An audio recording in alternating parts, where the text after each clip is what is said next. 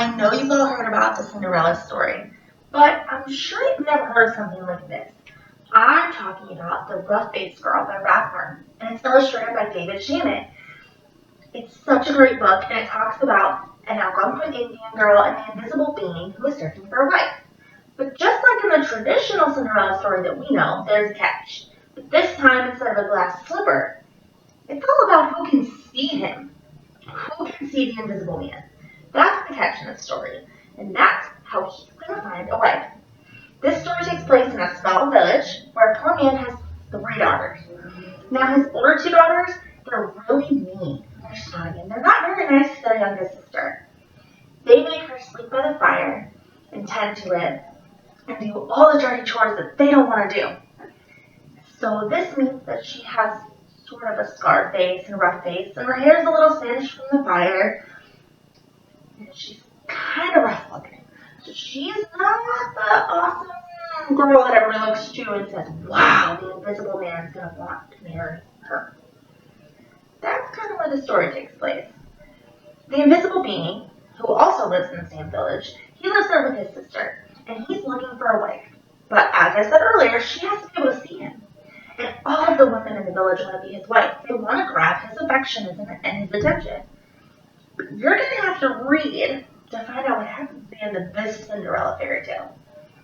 But I'm going to let you in on one part of the book. This is my favorite part. It says, then something stepped inside.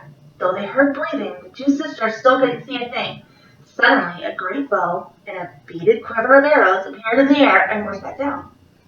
But though those 2 girls sat there, their eyes wide all throughout the night, they never saw a thing more. And in the morning, they had to go home, ashamed.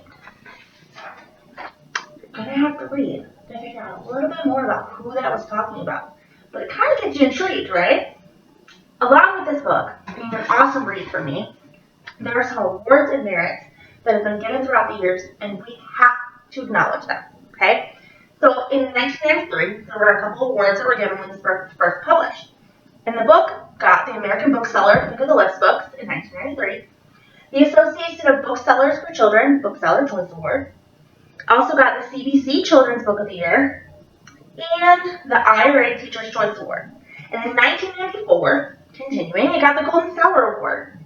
And in 1995, it got 2 awards, so it's still rocking the charts. It got the Georgia Children's Picture Storybook Award in 1995, as well as the Virginia State Reading Association Young Readers Award. I know this all might not interest you, so you might be wondering what kind of things we can do with this book. There are so many different options to choose from, but here are some of my favorites. One of them would be writing our own Cinderella story, so we can base it on a culture or religion that we're studying or that we choose, and we can create our own Cinderella story that's a little bit different than the traditional story that we know, different than the Rough-Faced Girl. I think that would be fun. Or another one that we could do is we could draw and write about the invisible man. What does he look like? How does he act? What does his bow look like? What does his quiver of arrows look like? There's so many possibilities, and it's endless.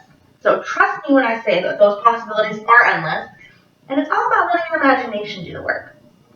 So, go out, find the Rough-Faced Girl, let your imagination soar, and have a good read.